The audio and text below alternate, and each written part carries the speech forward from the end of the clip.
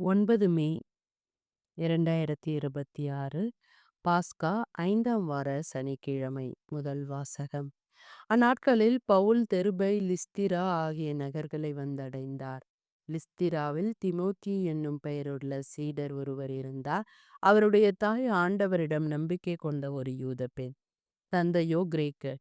திமோத்தியோக்கு லிஸ்திராவிலும் இக்கோனியாவிலும் உள்ள சகோதர சகோதரிகளிடையே நற்சான்று பெற்றவர். பவுல் அவரை தம்முடன் கூட்டிச் செல்ல விரும்பினார். அவ்விடங்களுக்கு யூதரின் பொருட்டு அவருக்கு விருத்த சேதனம் செய்வித்தார்.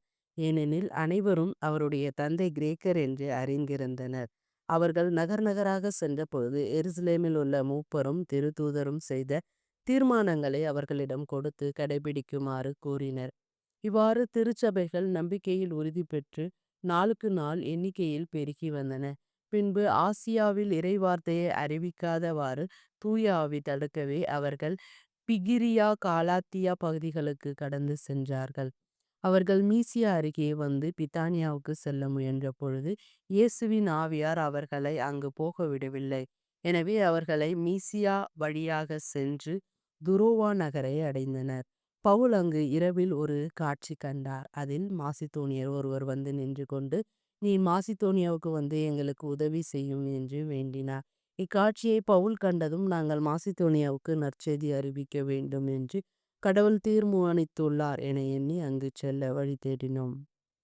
ஆண்டவரின் அருள்வாக்கு. இறைவா உமக்கு நன்றி. பதிலுரை பாடல். பல்லவி. அனைத்துலகோரே ஆண்டவரை ஆர்ப்பரித்து வாழ்த்துங்கள். அனைத்துலகோரே ஆண்டவரை ஆர்ப்பரித்து வாழ்த்துங்கள்.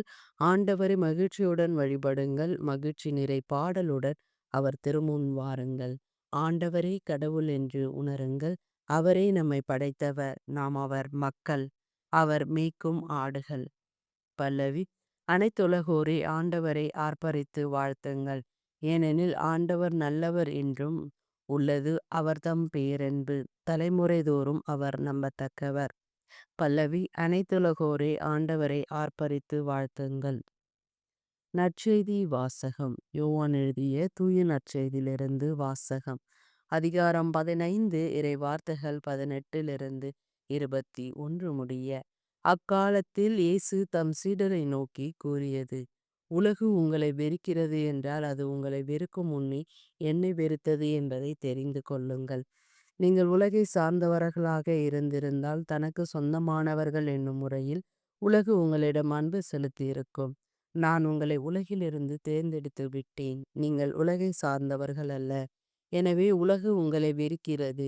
பணியாளர் தலைவரை விட பெரியவர் அல்ல என்று நான் உங்களுக்கு கூறியதை நினைவில் வைத்துக் கொள்ளுங்கள். என்னை அவர்கள் துன்புறுத்தினார்கள் என்றால் உங்களையும் துன்புறுத்துவார்கள். என் வார்த்தையை கடைபிடித்திருந்தால் தானே உங்கள் வார்த்தைகளையும் கடைபிடிப்பார்கள். என் பெயரின் பொருட்டு உங்களை இப்படியெல்லாம் நடத்துவார்கள். ஏனெனில் என்னை அனுப்பியவரை அவர்கள் அறிந்து கொள்ளவில்லை. ஆண்டவரின் அருள்வாக்கு. கிறிஸ்துவே உமக்கு புகழ்.